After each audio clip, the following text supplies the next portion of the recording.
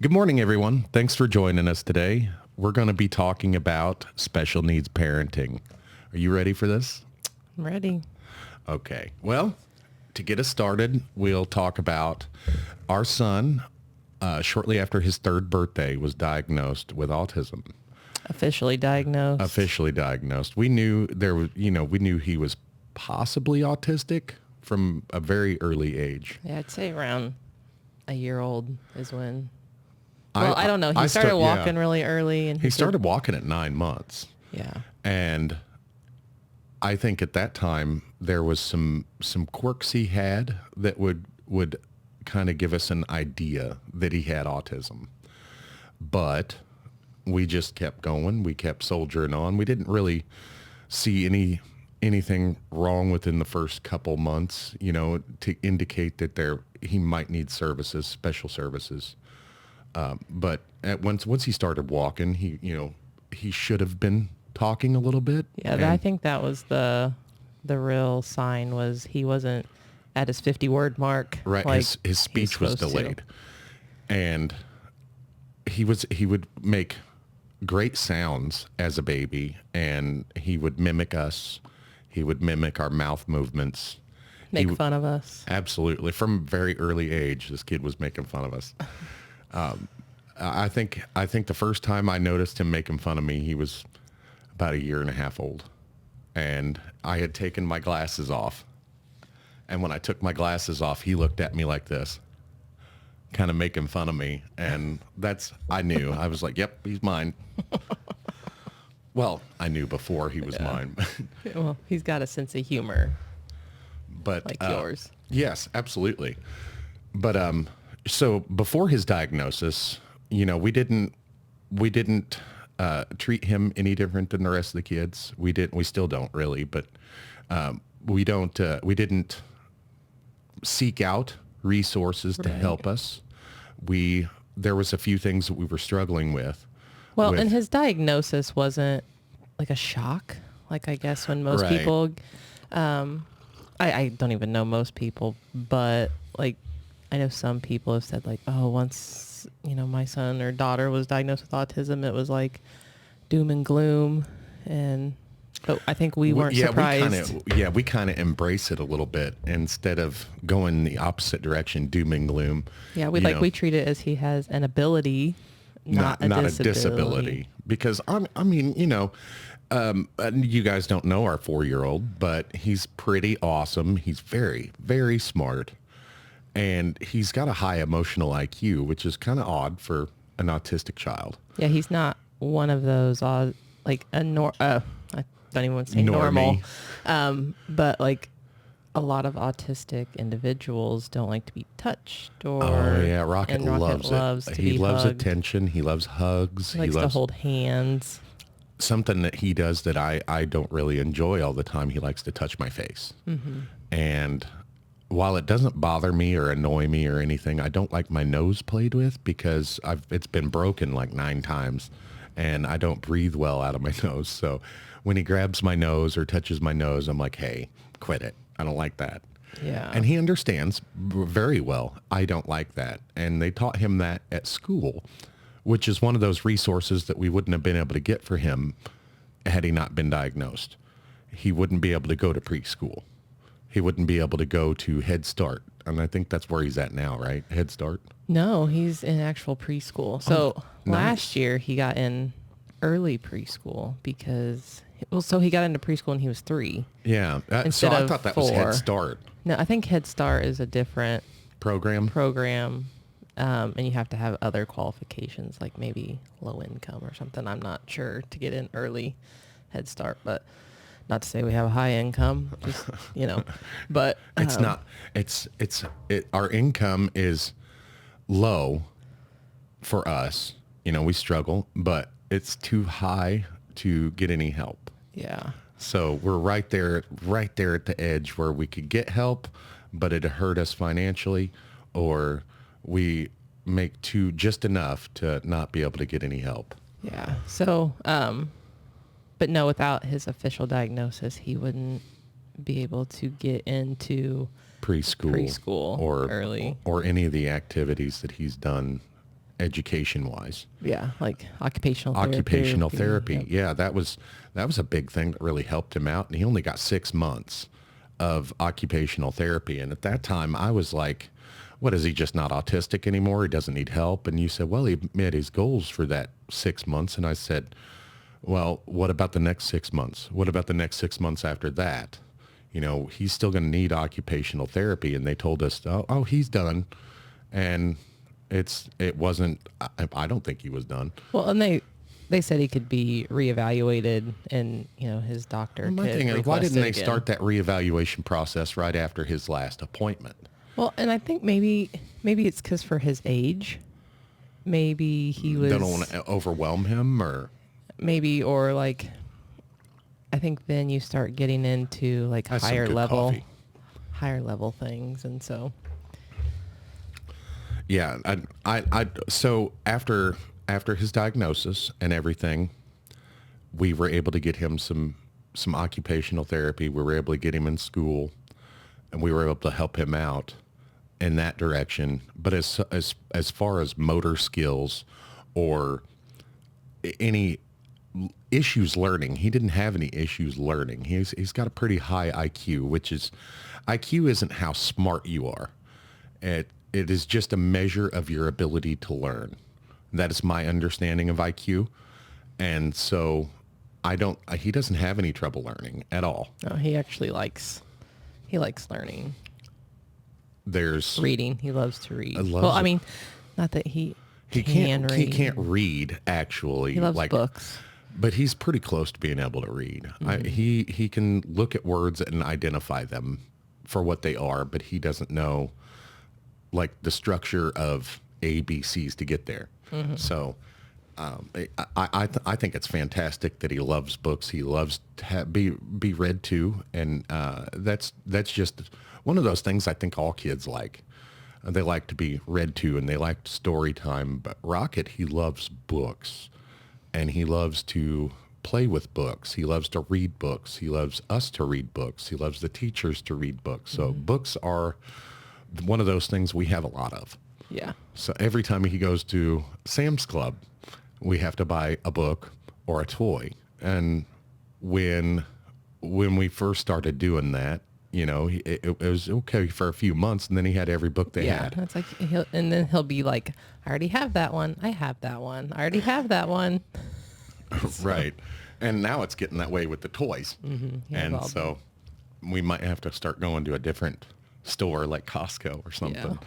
But, so some of the things, some of the challenges before he was diagnosed was just mostly communication. When he was frustrated, when he was upset, the communication was not there.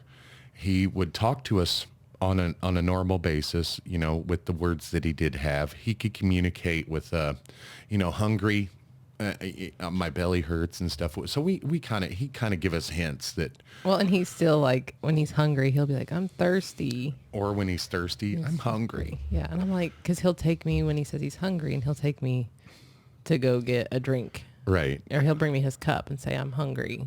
And so, yeah. Well, getting him to eat sometimes is a challenge in itself, but the communication, I'd say, was the biggest one. You know, starting from when he was, you know, just a couple weeks old. You know, it was difficult to understand or know what was bothering him. It wasn't like, you know, and I'd raised, you know, I have 4 kids total, and 2. So I've raised the 3 younger ones.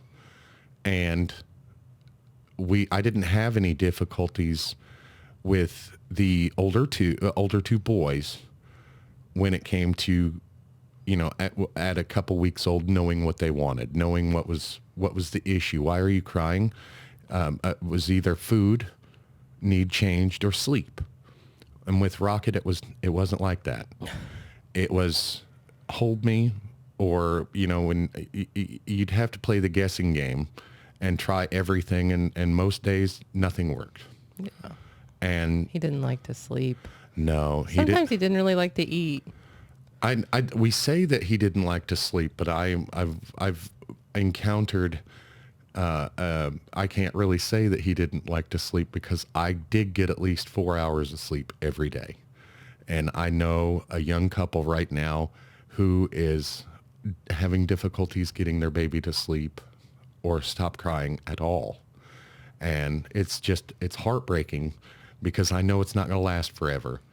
But when you're going through it, when you're right in the middle of it, It sucks. It does. It's like, what do I do? Is, and then thankfully they have a couple people in their village that are willing to help them.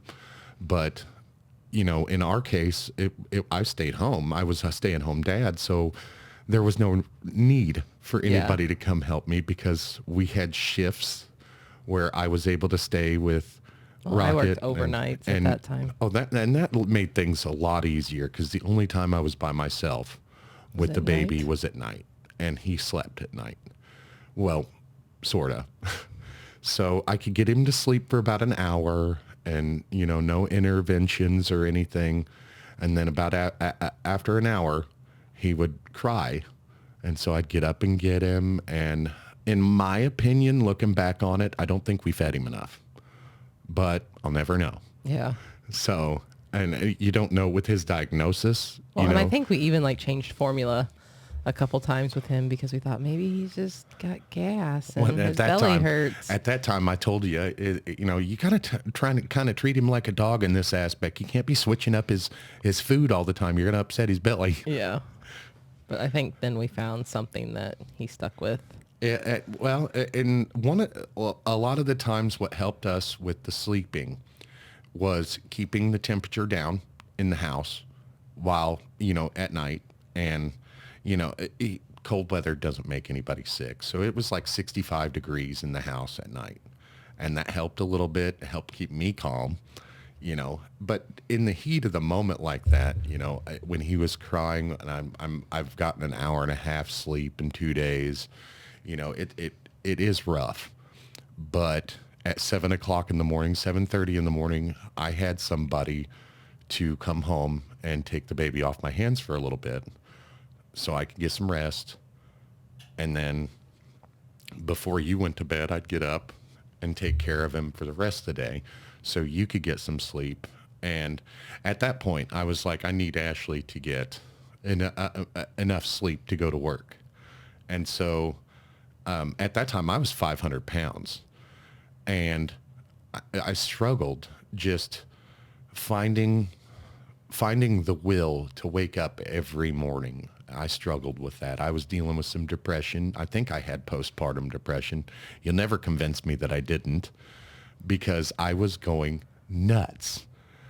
And I was grumpy, yelling at everybody all the time, and those struggles, he grew out of those. And so we never really, I don't have any tips and tricks for that. Well, and then I remember the first night he slept all night and we were like, oh, what goodness. happened? Is he okay? I think he got up 3 or 4 times to check on him. Is he okay? Is he sleep? Because he what's never going did. on? He never did sleep in his bed. No. Well, he's not the only child that never slept in his bed. But Those thankfully, beds are a waste of time, money. Thankfully, he does now. And so Both of them do now. that's great. We co-slept with our 13-year-old until he was about 14. Oh, he's 14 now. Oh my goodness. Where is the time going? I've lost a whole year somewhere. Yeah. So Sully slept with us, our middle child, until he was like 9. Yeah, he was 9. He slept with us right up until Rocket was born, and then it was like, okay, Sully, you gotta get out of our bed. And usually, in my experience, my whole life, it's always been mom that starts the co-sleeping, and I'll take the blame for that when I started the co-sleeping with our 14-year-old, because when he was young, he had some health issues, and it scared me to take a nap without him right beside me because I might not wake up to him. So I started co-sleeping, and I really liked it until he wouldn't sleep in his own bed. Well, and then he became the size of an adult. And it was really hard. Yeah, he's 6 foot tall now, so could you imagine sleeping in the same bed with all 3 of us now? Yeah. It'd be terrible.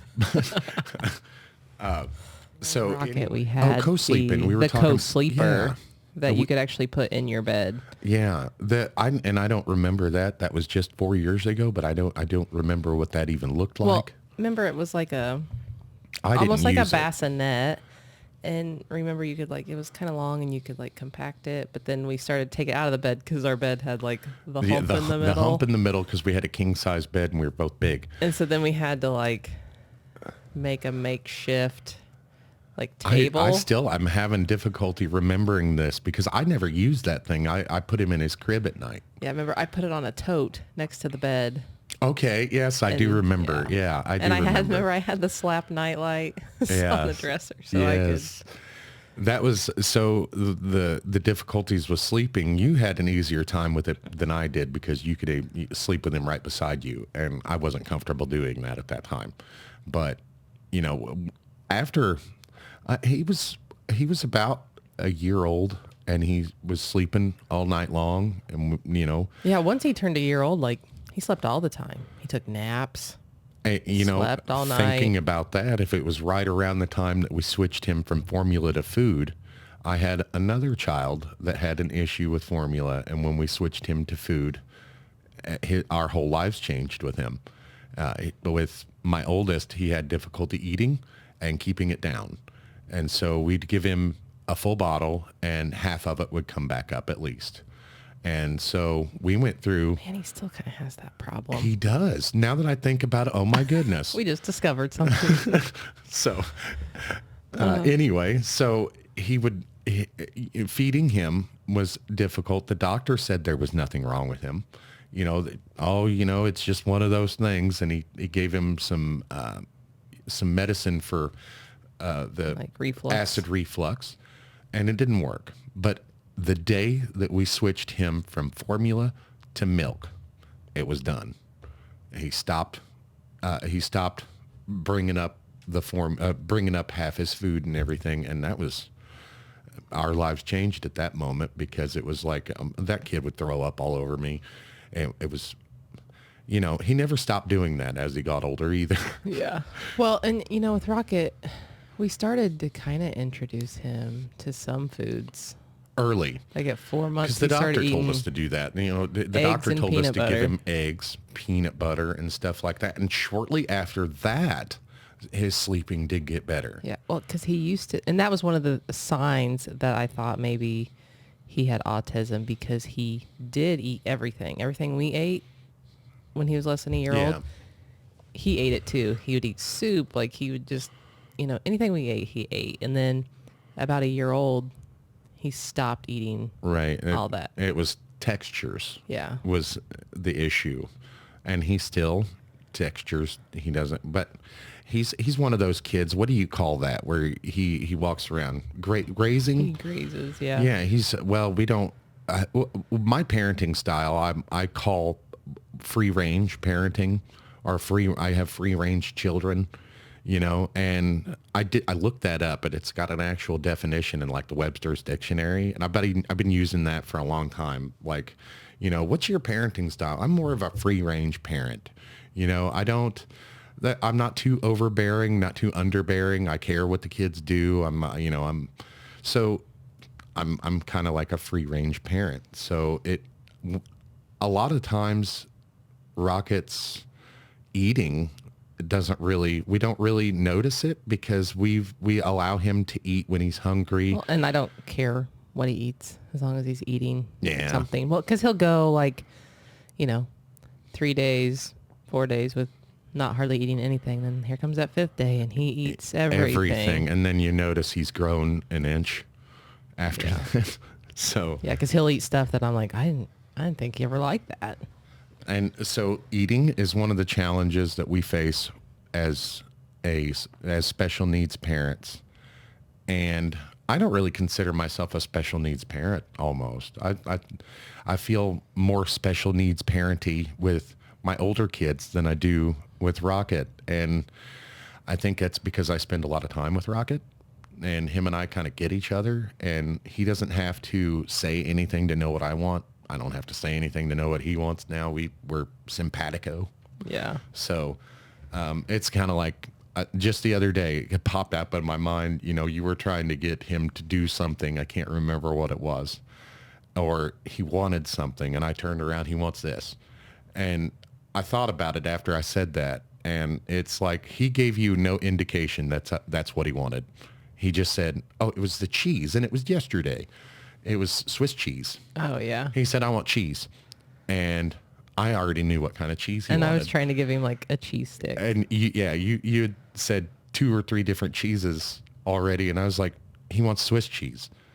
And you didn't say anything. You just got him the Swiss cheese. But I was thinking about it in my head. I'm like, how did I know that? And I didn't even know he liked Swiss cheese. oh, he loves it.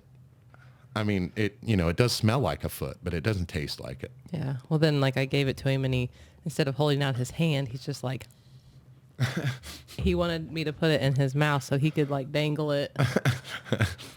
I missed that part. But that's some of the challenges that we face with the food. I don't really pay attention to anymore, but it used to be a pain in the rear getting him to, like lunches. I'm here during the day with the kids, all day long because I'm a stay-at-home dad, and I don't eat breakfast, but the kids do, and one of them eats breakfast sandwiches before he goes to school, or those breakfast bowls. And Rocket doesn't eat breakfast, and I don't ask him if he wants breakfast. We just I go. think he just waits until he's hungry, and then he'll say, I'm thirsty. Right. Or he just trot over to the refrigerator and try to open it, but we got a lock on it. So Yeah. But anyway, I don't have a difficulty getting him to eat or not eat, but around lunchtime, it's still at 4 years old after the diagnosis and everything, it's still kind of a pain in the ass to figure out what to give him for lunch so we don't waste it. Right. And I don't really mind giving him half a peanut butter jelly sandwich. If he doesn't eat it, he doesn't eat it. Not a big deal. I just hate wasting it. I wish I would, I wish I could know before I give it to him, is he going to eat this or not? So I don't waste it, but it is what it is. Yeah. I don't really mind him not eating most of the time, unless I know he hasn't eaten for a while and I can't get him to eat, but that's not very often. I can't get him to eat something, Yeah. Well, and he gets burnt out on stuff really quick too. Like, he'll be on a yogurt kick for a day or two, and then he's like, ugh, yogurt's gross. And that's funny because none of us are like that. Yeah. Well, I take that back. The older 2 boys won't eat Pop-Tarts now. Yeah. Because they asked for Pop-Tarts for breakfast, and we shop at least 2 weeks at a time, if not 3 or 4 weeks at a time. And so, hey, what do you want for breakfast? Pop-Tarts. And this was like the first time that we bought Pop-Tarts as a breakfast food for the older ones, and they ate them for a week. I mean, because let's be honest, like, Pop-Tarts aren't that great. So no, they kind of suck. we were kind of like, why do you want Pop-Tarts? Exactly. They kind of suck. But they ate them for a week, and then they sat in the cabinet and went to waste. And then they were like, we're not feeling breakfast today. Yeah, and so then Instead of telling us. yeah, like, they wouldn't tell us, I don't like that. Instead, they would not eat it and say, oh, I'm not hungry. And I don't know why they started doing that, because I'm not one of those parents that, oh, eat it or you won't eat it or starve, or, I'm not like that. I don't care if you eat it or not, but don't ask for things that you're not going to eat. Yeah, or at least I understand. try to eat them till they're gone. Right. I understand if we bought it without asking you, or, we expect you to eat it but you asked for it, so you better eat it. That's all I'm saying, but so we don't buy them Pop-Tarts anymore. No. And cereal. They don't. They were on a cereal kick for a minute, and then that lasted like a week, and a couple weeks, I think. and we don't buy cereal no more. No. So we'll buy cereal, and it'll sit up on top of the refrigerator for a year. And then, so we'll look up and see it and throw it away. And then inevitably somebody will come and say, hey, we need some cereal. There's no cereal. And okay, well, there's a box on top of the fridge that was there for a year and you didn't touch it. Yeah. So why now? Yeah.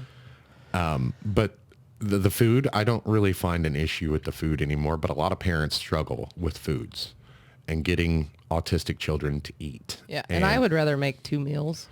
Absolutely. Or 3. If he'll eat. We've done 3 meals before, for one kid, one for another kid, and a separate one for us, because one of the things that I like for dinner is breakfast, bacon and eggs, and I will eat that 3 nights a week if I could. But the kids don't like breakfast for dinner every night. So we'll make them something else to eat. And breakfast for dinner is really quick and easy for us because we're on a bariatric diet, and eggs and bacon are both protein. It's protein, protein, protein. So eggs, bacon, and cheese. Yeah.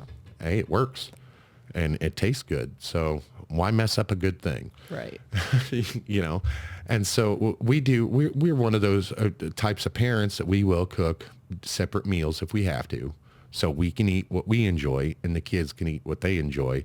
And most of all, everybody's eating and everybody's happy. So we don't mind doing that kind of stuff. That could be, some tips and tricks to help people.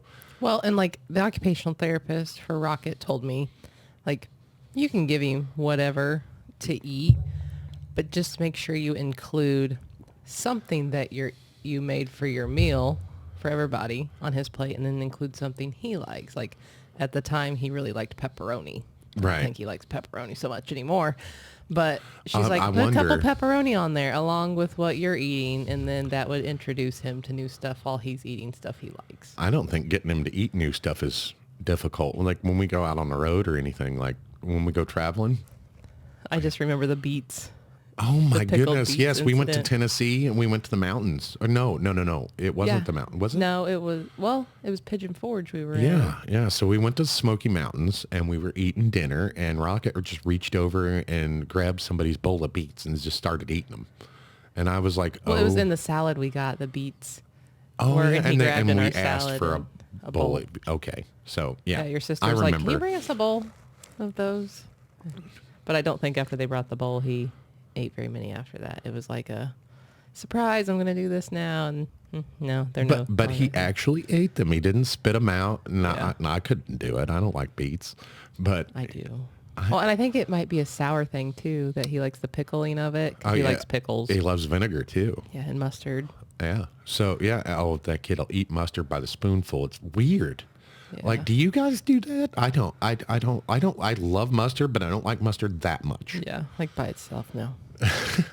So, a tip you could use to get your autistic child to eat, if you have an autistic child, sometimes children with just with texture issues, period. And I know a couple people with ADHD that are adults now that have texture issues, and I mean, it's kind of weird, but I mean, I have that issue when it comes to watermelon. I love watermelon flavored stuff, the smell of watermelon, but give me a piece of watermelon. Watermelon I'm not flavoring doesn't taste like watermelon. It's kind of like that grape flavor that everybody calls grape flavor. I call it purple. It's not purple soda. It's not. It's not grape soda. It's purple. And when you think of purple, the color purple, it smells. It smells like the grape flavoring to me, and maybe I have a little bit of autism too, but it smells like grape flavoring, the color purple. And when you think of the color purple, if the color purple had a taste, it would taste like grape flavoring. But then you go and taste a grape, and it tastes nothing like grape flavoring. So grape flavoring, anything grape flavored, I don't call it grape flavored. It's purple. And So, yeah, the kids calling it purple too now. Absolutely. Everybody should call it purple. It should have never been called grape because it's not grape flavored. Like Caleb was like, can we get some purple soda? And Absolutely. I had to think like, purple soda. Oh, grape soda. So what's what's one of those tips or tricks that you have to get Rocket to eat something that he doesn't want to eat? I'll be honest with you. I lie to him. Like, Oh, it's good. Try it. Yeah. And even if I don't like it myself, here, it's good. Try it, and I'll get him to eat it. And whether he likes it or not, that's a different story. Yeah. The kid likes onions. He'll eat an onion like an apple. yeah, he does. I used to like do that onions. when I was a kid, but I grew my own onions. So Yeah, I mean, like, I have told him, like, if I was like chopping up cucumber, I think I was chopping cucumbers one time, and he was like, onion, and I was like, no, it's a cucumber. Here, try it. It's good. And of course, he tried it and was like, ugh. blech. I love that sound he makes. It's Blech. Yeah, Like, where did he learn that? He had to learn that from cartoons or something. something. Because Yeah, none of us do that. But so yeah, I don't know. I don't know if I've ever had to trick him into eating something. Like okay.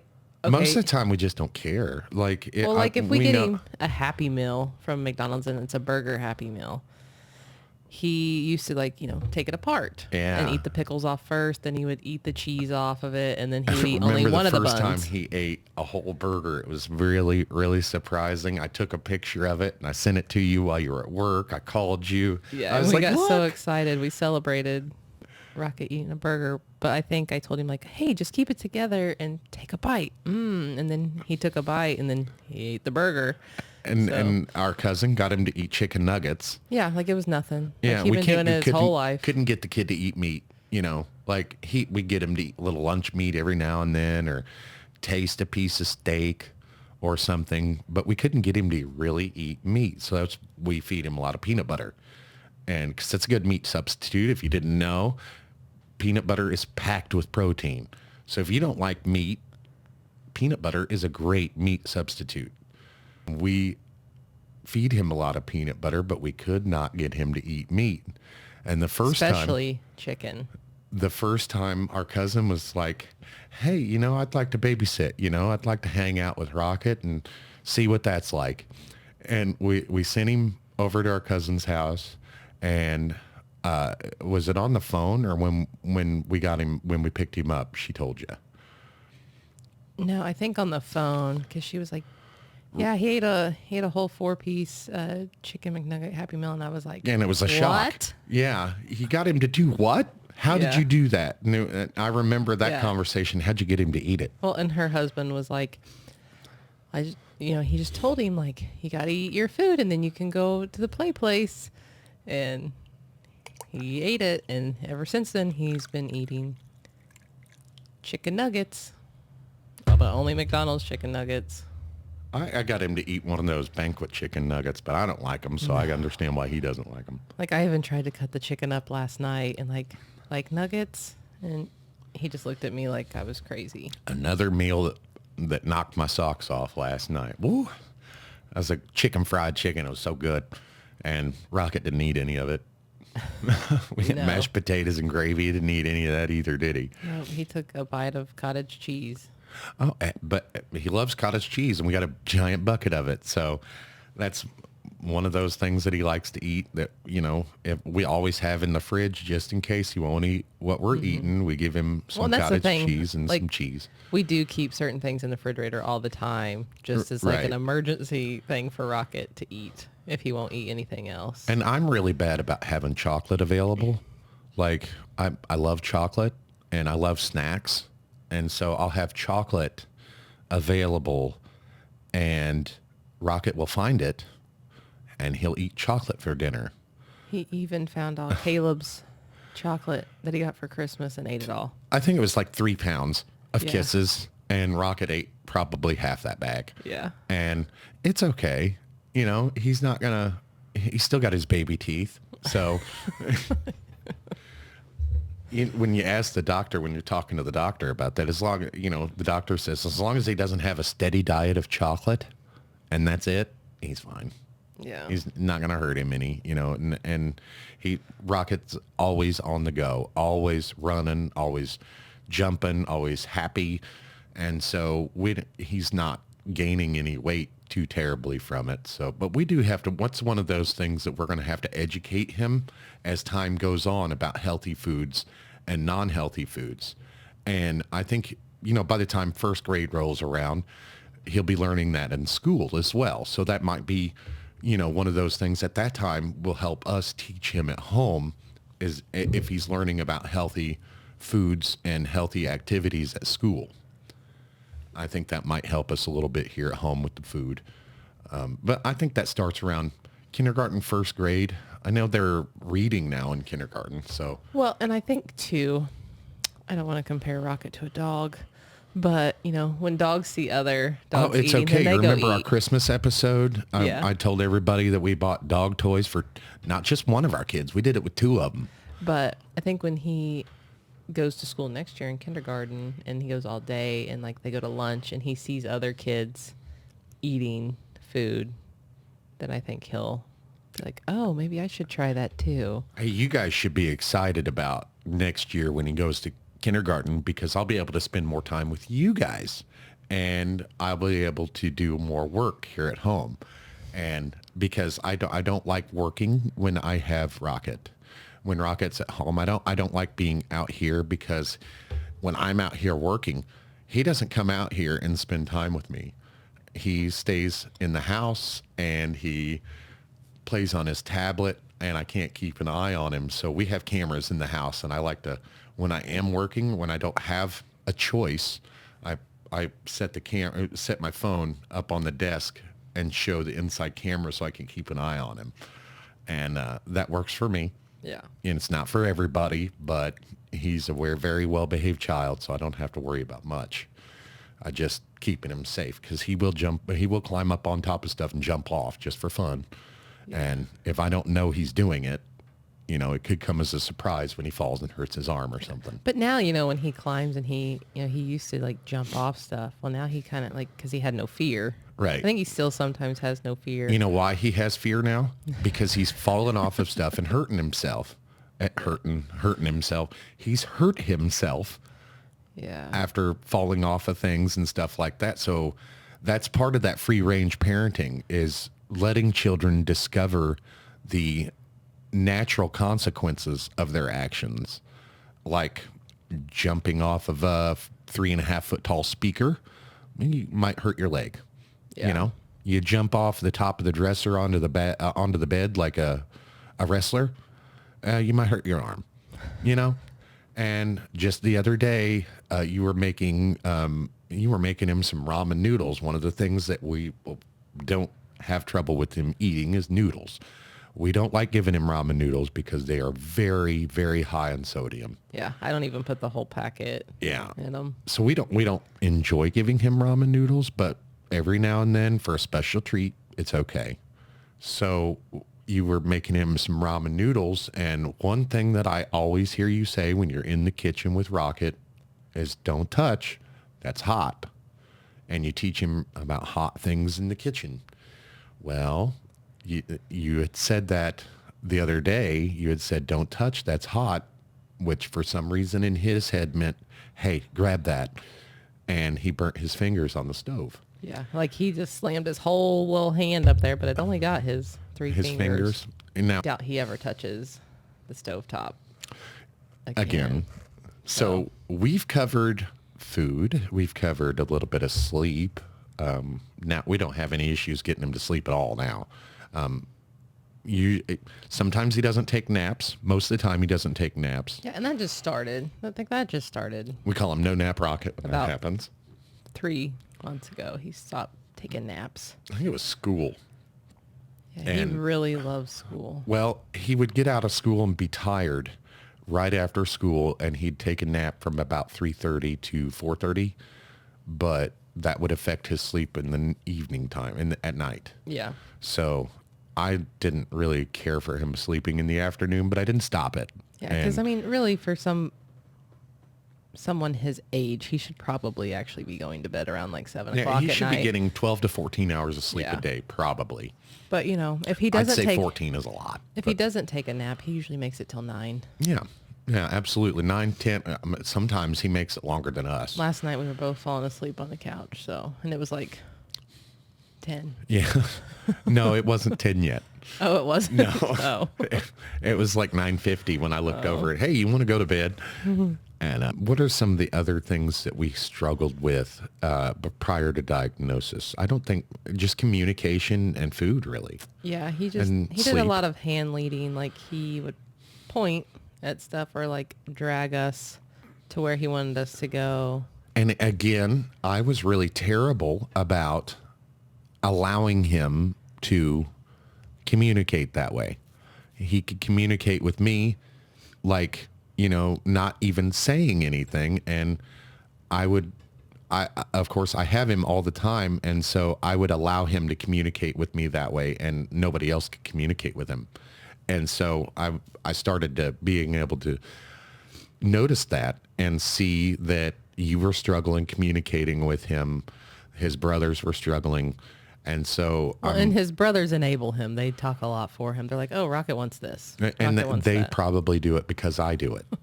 And I don't know how to quit doing And I that. try to make him like, "Tell me what you want. Which one do you want?" You Right. know? And I notice you doing it, so then I do it. But I don't normally, I normally just, I hate to say it, but I spoil that kid. And Yeah. I've been accused of having favorite children. Can you imagine that? Do you have a favorite child? I don't have a favorite child. No. And one of the children said, "Oh, we know who the favorite is." And I'm like, "Oh, do you?" Because his older brother actually gets whatever he wants.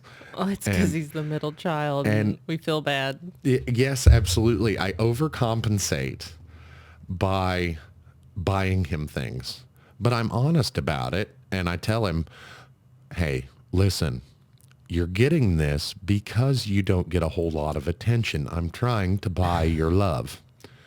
And And he's just like, "Okay." hopefully when he gets older, he'll understand that Except sometimes he uses that against us, and he'll be like, "You're only doing this because I'm the middle child." well, that's true. And then we just tell him, "Oh, yeah, you're right. So hop on board or don't. Yeah, We don't care." He don't throw fits too often, but every once in a while he throws that in there, and I'm like, "Okay." Yeah, I don't have favorite children, but each child needs and deserves their own brand of attention, and I treat each child the same, but differently in the aspect that each child gets their own type of attention that they need. Sully doesn't need too much attention from me because he gets attention from everyone else. And he and I have a connection on a different level than everyone else. Whereas, he doesn't have the same connection with you as he does with me. And so in the process of taking care of Rocket, I know that we neglect some things for the other children. And at that point, I'm like, okay, well, I need to compensate. And I overcompensate with the middle one. I buy him guitars. I buy him computers, keyboards, whatever. If he comes to me and says, "I want," I'm on my phone looking for that thing. And I'm pretty terrible about that. So one of these days it's going to come back. That's why he gets so mad at me when he comes to me and he's like, "Mom, I want this." And have you looked? Like, he left me a note in the refrigerator of stuff he wanted. I told him to do that because he keeps coming to me and asking me for foodstuffs. And I'm like, who goes to the store? It wasn't a food list, though. It was like some kind of plushie and a leather jacket and like all this stuff. And he's like, "Did you see my note on the refrigerator?" I would have been willing to buy him a leather jacket until I seen the cost of them. Looking for me a leather coat. It's like $1,200. And I was like, I could buy a sofa for that. Yeah. So I was like, I could understand if he left me a food list on the refrigerator, but no, it's his wanted items that aren't food. He wants a plushie. Yeah. And I think I read that note the other day. He said, "I don't have many plushies anymore." Yeah. Yeah. That's funny. It's because you're 14.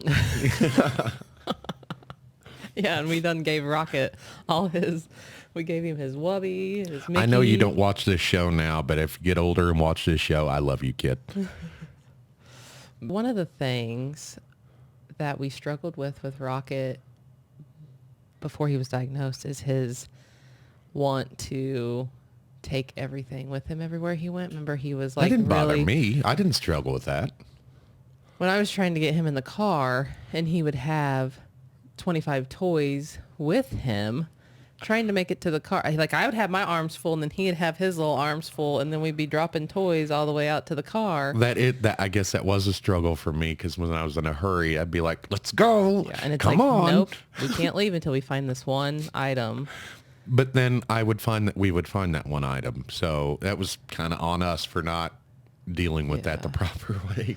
And I mean, now he has an obsession with manuals. So anything we get that has a manual to it or an instruction book, he has to have it. Even if I'm trying to read it. Yeah, he has a collection of them. Yeah, and He used to take them to bed. that's actually not.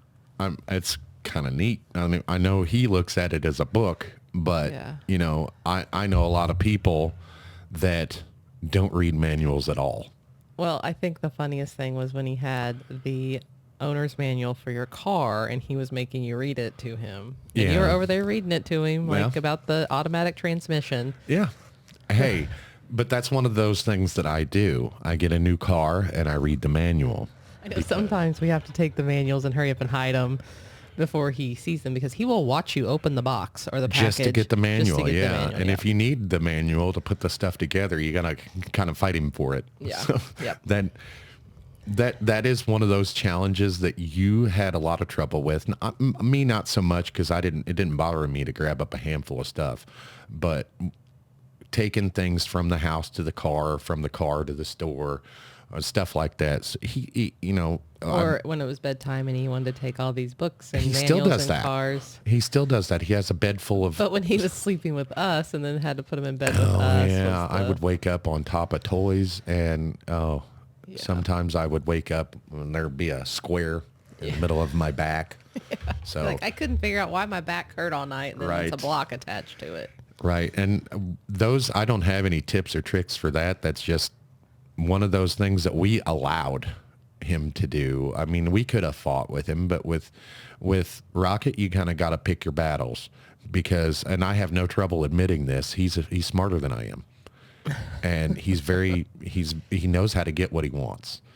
And most of the time he knows how to get what he wants without throwing a fit. So Yeah.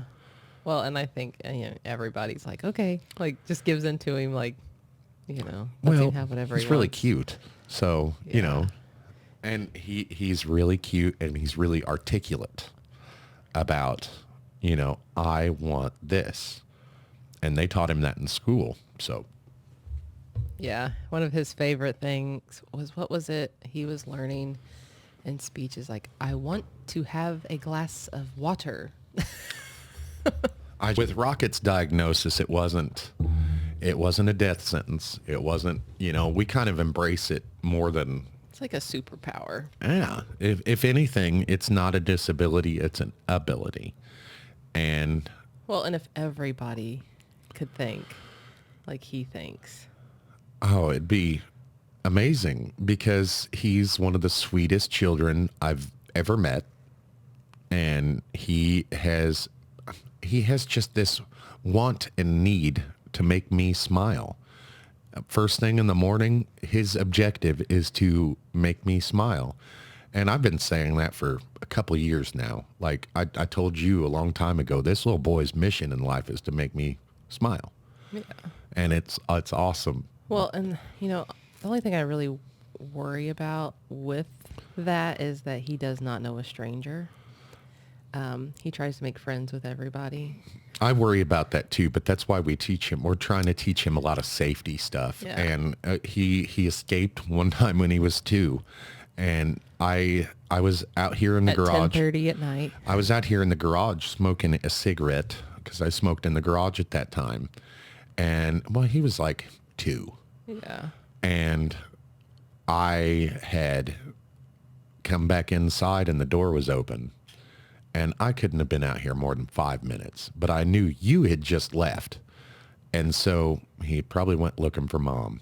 And it was cold outside, and I freaked out.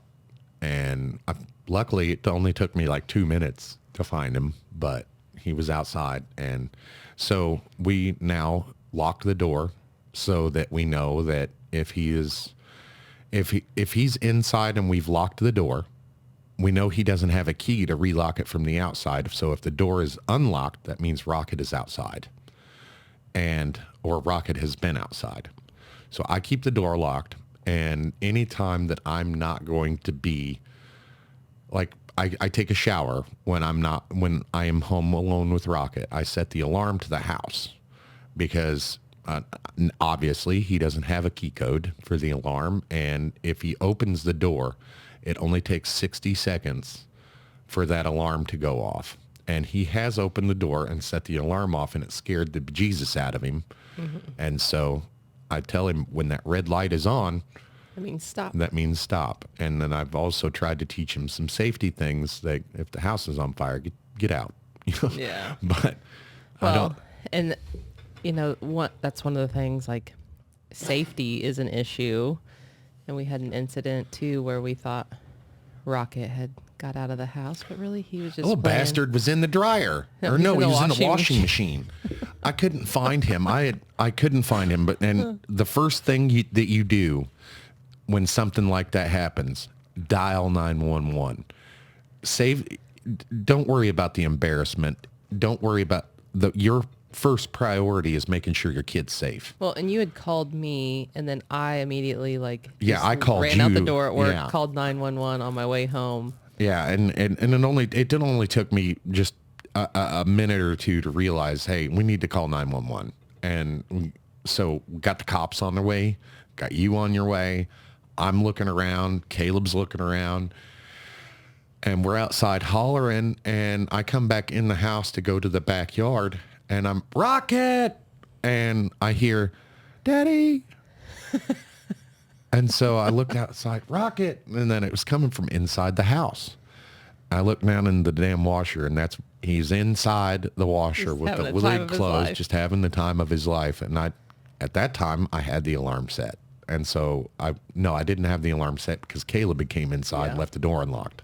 That's why I thought he was outside, because the door was unlocked. Otherwise, if the door was locked, I would have known to look for him inside. Yeah. But the good thing, about that was I called the police back. They canceled, but they came out to the house anyways. Yeah, I told, go ahead and come on out. And I told the lady when she got there, when she checked on Rocket, I said, hey, just in case this happens again, can you take out your phone and take a picture for the police department so that the police have a picture of Rocket? Mm-hmm. And she obliged. I don't know if she kept it. I don't know if the police department has it. She said they had a program. So she said if anything happened in the neighborhood, they would automatically know that there is a child that lives here that has autism. Right. And so to keep that in mind. I've communicated with the security company as well that we have a special needs child. And so anytime we have a panic alarm that I set off, sometimes anytime that it gets set off, they send the police no matter what. So that's okay. Yeah. I like that. That's some of the things that we have to cope with. I was terrified.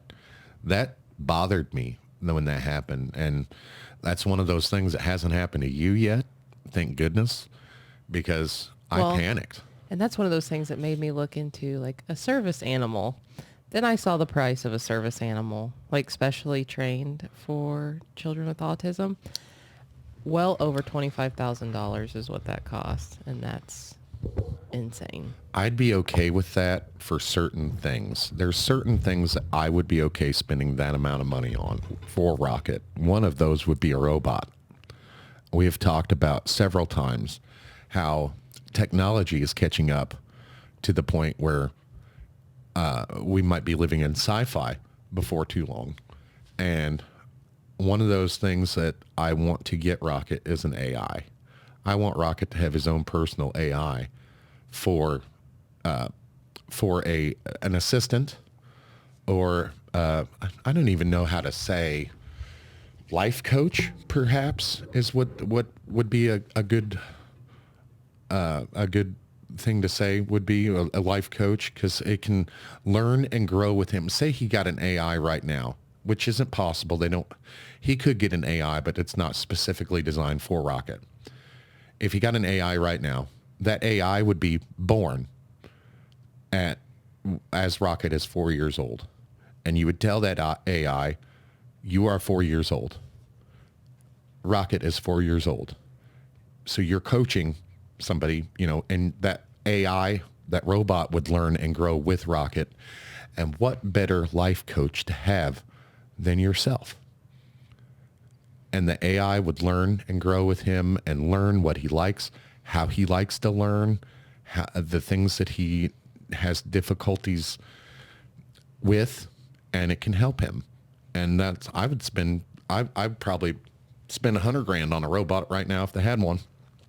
But that's one of those things I'm kind of looking for resources and looking for companies that would be interested in doing stuff like that, because it doesn't exist. Well, and just resources in general for kids with autism is just ridiculous and frustrating. They do have adaptive robotics and adaptive AI. They do have that currently, just not for Rocket. Not for Rocket. Somebody Rocket's age. Yeah. They do have, and it's dumb. The AI isn't very smart yet, which I don't know if we want to go Terminator level with the stuff. It kind of freaks me out. But yeah, what was that movie? iRobot. Yeah, iRobot. But I don't see things that way. I don't think AI will take over like that, because I just don't. I don't think AI will ever beat human supremacy. I don't think it'll happen. But that's one of those for a different show. Yeah. But I think one of those things that robotics would help out is tantrums. Yeah, like ways to de-escalate. Well, because the reason why he has tantrums is because he can't communicate. I've noticed that a lot with the one of the things that I have difficulties with is tantrums, because it's not the loud, it's not the irritation. It doesn't bother me in that way. If he's screaming his head off in the middle of the store, it's not embarrassing for me. What is troubling is because I know how he feels when he's freaking out, when he's having that tantrum, because I have anxiety. I have really bad anxiety, and it sucks. It's very debilitating sometimes. And I know when I get to that level of just, scrambled in my brain, where I can't think of anything but panic. I know how that feels. And I know how horrible that must feel for a 4-year-old, especially a 4-year-old who has trouble communicating. And so that hurts me physically to see that. Walking through the store, he has a mini meltdown. It's not because he wants this or that. He's not throwing a kind of fit like that. It's because he can't communicate with you how he's feeling at that moment, mainly because he doesn't know how he's feeling. If he knew, he would be able to communicate that with that. Yeah, and at that point, he'll just be like, hug. Right. Hug. And that's one of those things that he kind of got from me, is because when he's freaking out like that, I hold him tight, and it calms him down. And maybe we need to work on some soothing techniques. A weighted vest. I know somebody that said their nephew had a weighted vest. But at the same time, he's 4. Do you really want to give him that crutch? Do you want to have him? Well, maybe it's only like at certain places, Well, do you want him to be 30 years old and still using a weighted vest to calm himself down? That's my issue. I want to teach him how to control those things himself, so he doesn't need medications, so he doesn't need weighted vests, so he doesn't need a teddy bear when he's 30. You know what I mean? So that I struggle with that. I struggle at dealing with tantrums, and it's communication. I almost guarantee it's communication. And well, just like last night when he was trying to communicate to us what he wanted to watch, and we're like, we have no idea. And he was taking, words from a video that he heard in the video and trying to tell us. That's what that video is. Yes. But the video's called something different. And right. So he was getting frustrated with us because we don't know what he's talking about. It's just as frustrating for us to figure out what he wants or what he needs at that certain moment. But sometimes it's a lot easier just to distract him with something else. and redirect him. And that's one of the ways that I cope with tantrums is, and you taught me this, redirect him somehow. Get his attention focused on something other than what's pissing him off. And so I do that a lot. And at the store now, we skip certain we aisles. skip certain aisles, and you do a wonderful job of. I'll be like, look for birds. Do you see any birds? Right. You do a wonderful job at as we run distracting past the him. books. Right. And keeping him not necessarily happy, but content. You know, contentment with I like when he's content. I like when he's happy. When he's not, it's a pain in the ass for everyone, especially for Rocket. Well, and I think I figured out why he likes to go to Target so much. The mannequins. Because every mannequin... Man, they got some sexy mannequins at that store. Every mannequin we went by, he had to touch their arm or hand or feel their clothes. He walked up to one of the mannequins and he looked at me and he said, I shake the mannequin's hand. And I was like, sure. And he was like, hi, mannequin. Nice to meet you. And then he was like, can I hug the mannequin? And I was like, no, it's a little weird. I mean, if you want to. Like, but then he just kept walking. But it's funny because I remember when Sully was about 5 or 6, we were at Penny's or JCPenney, and he had to stop and take... I'm assuming these people know what you're talking about when you say Penny's. He had to stop and take his picture with all the mannequins dressed in the Royals gear because that was the year they won the World Series. You still have that on your Facebook. Yeah. Yeah. And so I was like, both the boys love mannequins. That's okay. I like mannequins too, especially Targets. Coping tips and tricks. I don't have any tips and tricks per se, really. I just live life, and you live and you learn, and it's difficult to translate the things that I know and the experience that I have to other people. It's when they ask me questions, I'm like, I just deal with it. Yeah. You know?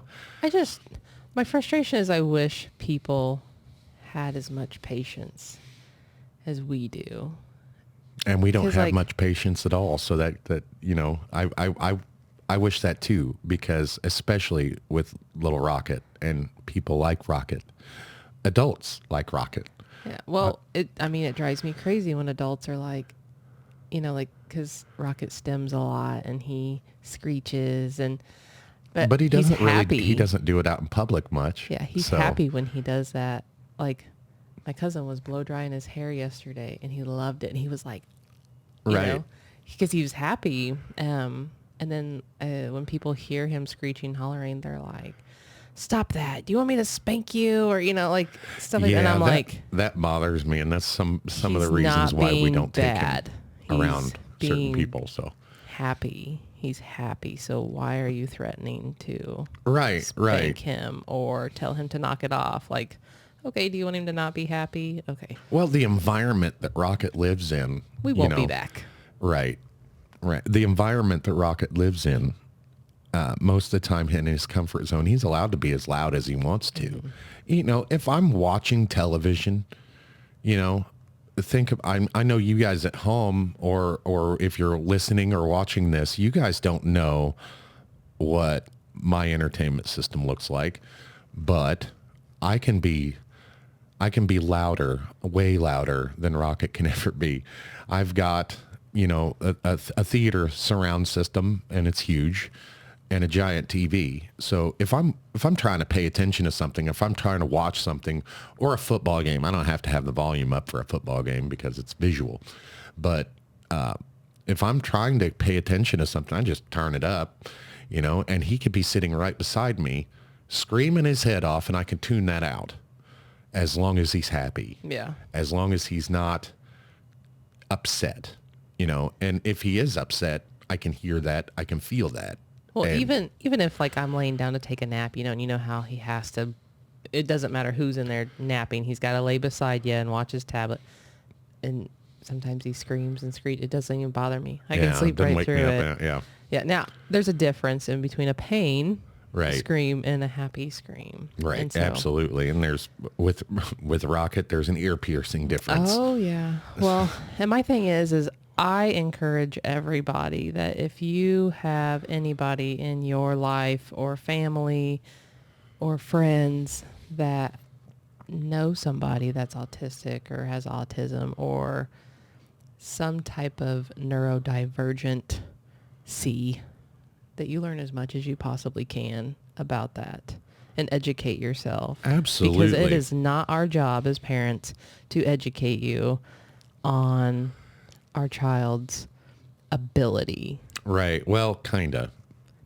I mean, It's to an our extent, job to educate him. Yeah. So when we go to do this show, we have to do it stupid early in the morning. Like right now, it's actually 7:30 on a Sunday and 7:30 a.m. on a Sunday. And the reason why we have to get up this early and hang out with each other at weird times to do this show is because Rocket is really loud.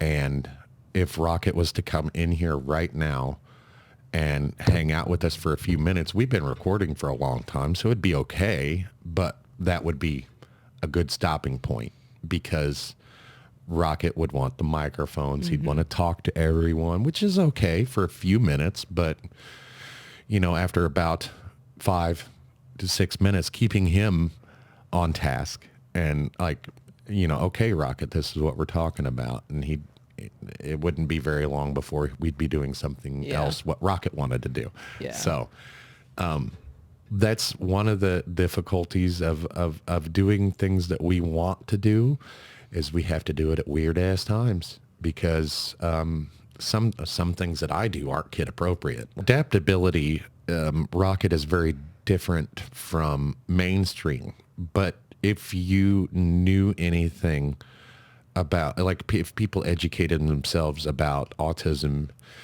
and neurodivergency, people would understand that more people are neurodivergent than not. Yeah. And anybody who is anybody of importance is probably neurodivergent. Anybody, like the person who invented this thing, probably neurodivergent. 90% of academics, neurodivergent. And 90% of academics, those are the people who are important, most important of important people.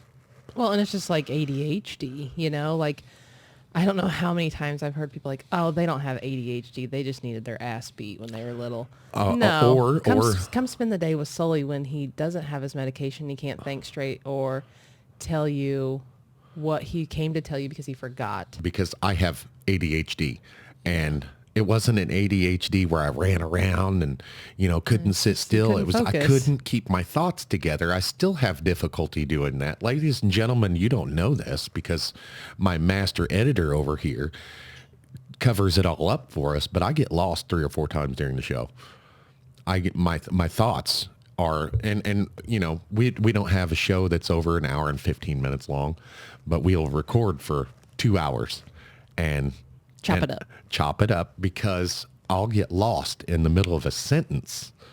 And it just happened to you just a few minutes ago, but I'll get lost in the middle of a sentence and forget what was I talking about, and then I'll be reminded, oh yeah. And then I'll get right back on task. But in the middle of that moment, I'm like, and somebody has to slap me upside the head, get me going again. We need a bell that you ring. It's kind of funny, but like right now I'm lost. Yeah. So what were we talking about? Yeah, so we probably just need to wrap this up. Yeah, you can leave this part in the show because I was talking about how I get lost in the middle of talking about something.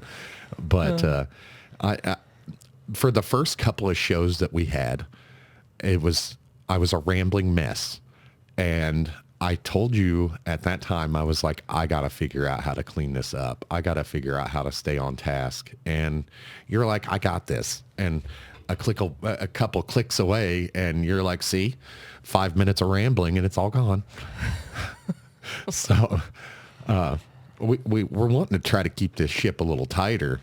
and keep working on things. And again, I am just blown away by the amount of support we've gotten.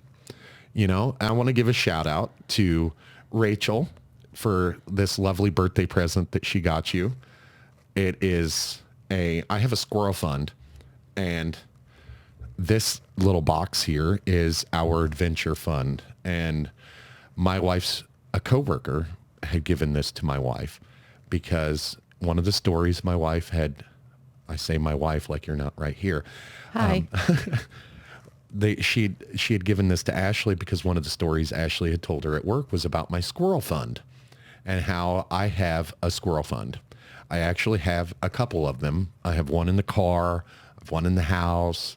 There's change, One in my wallet. I carry silver pieces, sometimes. And so I have a squirrel fund. I call it my squirrel fund because every now and then, you'll need a handful of quarters to wash the car. Or the oldest boy will run out of gas, or well, not run out of gas, but he'll be running low on gas, and I'll be like, check the squirrel fund, or well, he can't check it now. Like no, that's It's not a coming squirrel out. fund anymore. That's our adventure fund. Yeah. And I appreciate that so much. Thank you very much. And she also got you that Chefman Power Infusion electric kettle Yes, it's wonderful. because our middle kid had put milk in our kettle, our electric kettle, and he didn't ruin it, but It burnt. It, just in case they do ruin one of them, we have an extra. But this thing is nice. It's so nice. It's it's got a little spot in the top of it where you can infuse tea yeah. in, like make hot tea. It's really, really cool. Yeah, it's fancy. I feel fancy when I use it. And my buddy Lindley, that guy, he and his wife bought us this on-air sign for Christmas. And it was sitting in her home office, and he had forgotten about it a couple weeks ago, or about a week ago. He was like, man, I forgot your Christmas present. I totally forgot your Christmas present, but he brought it over, and it's an on-air sign, and I actually needed one of these because with one of these, we can teach Rocket when that sign is on. Shh. And we might be able to get away with recording in the middle of the day if we got that. But I wanted to, this is the only day it's going to be out here for everybody to see, because normally it will be out there where everyone can see that, hey, we're on air right now. Shh. Because these microphones pick up everything. Including cell phones vibrating. Absolutely. So that's some of the stuff that we've acquired through friends and fans of the show. I am just blown away by the amount of support, and I'm starting to get kind of emotional, but thank you guys so much. This means a lot to me. This has been so fun. And to hear the things and the feedback that we've gotten, that it's mind-blowing. Everybody is so supportive. And when we got this set put together, one of the things that happened was people came from everywhere and wrapped their arms around us and said, you guys got this. We're behind you all the way. And now it seems like we have fans. And that's impressive. I love it so much, and I love all the happiness and support and love that everybody's shown us, because I cannot for the life of me figure out how to come into a show, talk for a few minutes about the subject matter, and then go into coffee and then come right back. Yeah. It doesn't work for me. So we're just going to do short videos. I don't know when we're going to do these things, because we can't work Monday through Friday recording. We have to do, right now, our recording schedule is Saturdays and Sundays. And I know you guys haven't seen a whole lot yet, but we're working on some stuff that you're going to be impressed. So, and in closing, I just want to tell everyone that, hey, if you guys have a special needs child, life is not over. Things are difficult for a little while, But it gets better, and it's going to get a lot it does better. get easier. And I know there's folks out there who have special needs children who need a lot more attention than our son, and our son is verbal, and not all autistic children are verbal. Well, and he's classified as a level 2. See, I don't know any of that. I've not asked. Mild autism. I've not asked. You say mild, but that kid screams an awful lot. He taps his feet and knees together more than he screams. But it's not a death sentence. Embrace it, folks, because it's not going to change. And our son, there's nothing wrong with him. He's perfect just the way he is. And it's a gift. It really is. And most autistic children that I know are really happy all the time. And don't kill that. Don't stifle your child's creativity. Don't look at it as a death sentence for you, or my life is over, my child has autism.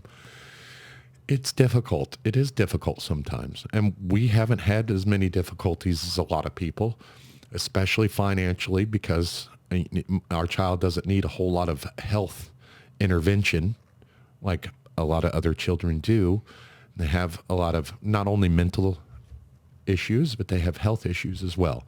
We've been lucky and haven't had that. I know it exists, but ladies and gentlemen, it happens, and we have to be nice, and we have to accept things for the way they are, and not be mad, and not be sad, because at the end of the day, everything's going to be okay. You're going to be okay. The kid's going to be okay.